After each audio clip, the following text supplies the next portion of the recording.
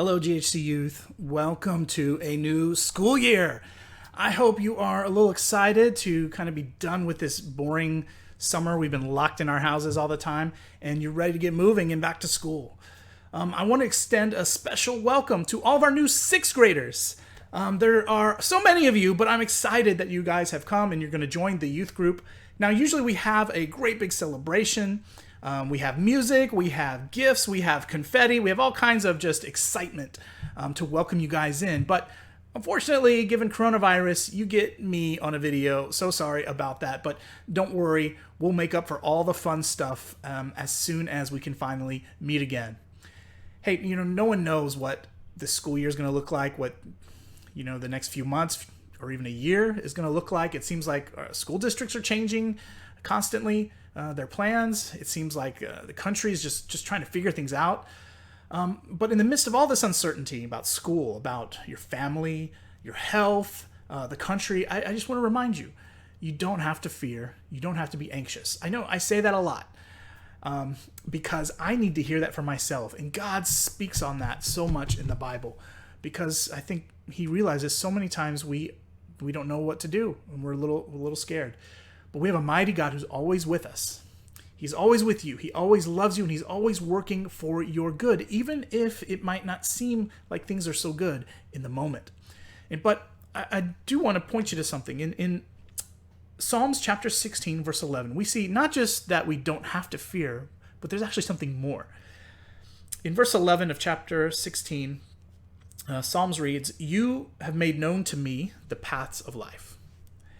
In your presence there is fullness of joy. At your right hand are pleasures forevermore." That is just a wonderful and encouraging promise. That all of our joy, our happiness, the fullness of life is found only in Jesus. This is why we love to worship. This is why we study God's word. This is why we meet together to learn how to live following Jesus. But I want to ask you something. Take a moment and just think. How has God filled your life with joy right now? If you struggle to answer that question, it might be that you just are unaware that God's presence is all around you, that he has been faithful, that he is working in your life in all kinds of different ways, and in all different situations, he's there. And so take a moment and think about that, and it will help you to discover, number one, God's presence, but number two, the joy that can only be found in his presence. Now, on September 13th, our church is going to reopen just a little bit to a limited number of adults and youth to come and have Sunday worship back live in person. There's something different between looking at a TV screen or your phone, watching worship service, and being there in person, being able to raise your hands and sing out loud, to be face-to-face to people. There won't be a youth service separately. There won't be an in-person youth Bible study. We'll continue to meet virtually through our online classes. But it will be good to meet face-to-face in person again. And so, if you and your family are open to that, stay tuned for more information through website, through Facebook, through emails. Because one thing that you need to do is you'll have to reserve your seats, just kind of like at like a baseball game or something, you buy a certain seat. Well, this one you have to reserve certain seats because there's a limited number. We just want to make sure everyone can get in that wants to come in.